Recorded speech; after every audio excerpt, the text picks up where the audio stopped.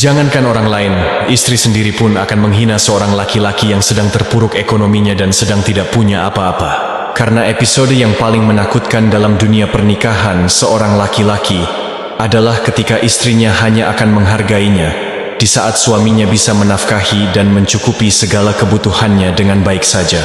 Tetapi jika seorang laki-laki jatuh ekonominya terpuruk keadaannya, lihat saja faktanya, suami akan direndahkan dan suami tidak akan dihormati lagi. Dia akan kehilangan cinta dan rasa hormat dari istrinya sendiri.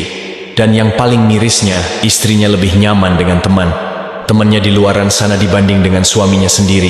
Jika dipikir sangat tidak adil bukan untuk hidup seorang laki-laki.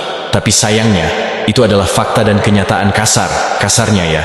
Sepertinya seorang laki-laki ini, mereka hidup hanya untuk menanggung beban saja saat mereka bekerja pun.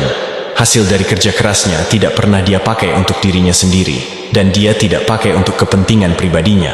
Dia berjuang, bekerja keras, mengorbankan waktunya, tenaganya, pikirannya, fisiknya hanya untuk menghidupi kehidupan orang lain, yaitu keluarga, istri dan anaknya, dan dirinya sendiri sering sekali menjadi opsi terakhir.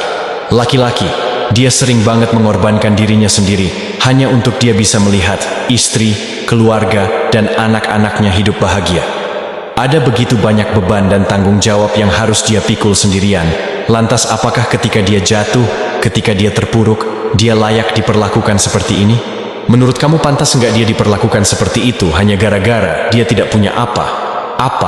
Terus apa kabar dengan perjuangan dan pengorbanan yang selama ini dia sudah lakukan? Tidakkah ada penghargaan untuk semua itu? Jawab aja dalam hati masing-masing. Ada 5 tanda bahwa kamu itu adalah orang yang terlalu baik. Setelah mendengar tanda-tanda ini, apakah kamu salah satunya? Tanda yang pertama, kamu itu sangat takut konflik dengan orang lain. Kamu terlalu menjaga perasaan orang lain. Dan karena itu kamu selalu setuju dengan pendapat orang lain. Padahal dalam hati kamu belum tentu kamu setuju dengan pendapat itu. Dan yang kedua, kamu orangnya nggak enakan, takut banget menyinggung hati orang lain. Dikit-dikit bilang maaf, dikit-dikit bilang sorry. Dan yang ketiga, kamu mengecilkan dirimu sendiri. Apabila kamu punya statement atau punya pendapat lain, kamu takut menyampaikannya kalau nanti orang tersinggung dengan pendapat kamu.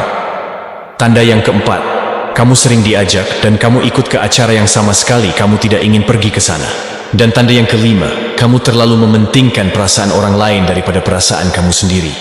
Mulai sekarang, jadilah dirimu sendiri. Kamu tidak perlu takut dimusuhi atau dijauhi karena kamu berbeda. Kamu tidak harus selalu mengikuti kehendak dan perkataan orang lain hanya gara-gara supaya mereka menyenangi kamu. Enggak perlu berbaik-baik terlalu lebih kepada orang lain, karena orang yang tidak tahu diri akan memanfaatkanmu. Tapi berbaik-baiklah pada dirimu sendiri. Just be yourself, oke? Hapus 5 hal ini sekarang dari rumahmu, karena 5 hal ini dipercaya memiliki energi negatif dan dapat menarik kemiskinan dan nasib yang buruk. Apa aja kelima hal itu?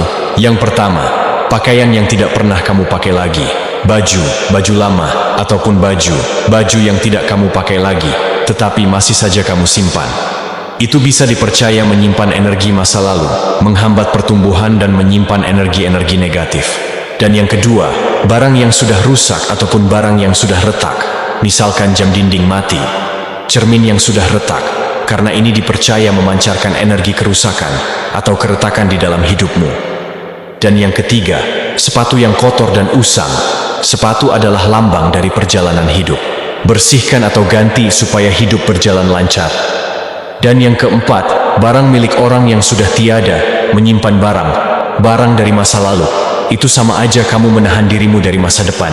Maka kamu bisa melepaskan barang itu dengan doa dan rasa syukur. Dan yang kelima, bersihkan rumahmu dari kotoran dan rapikan barang-barang yang berantakan di dalam rumah yang kotor dan berantakan. Tidak akan bisa mengalir energi positif di sana.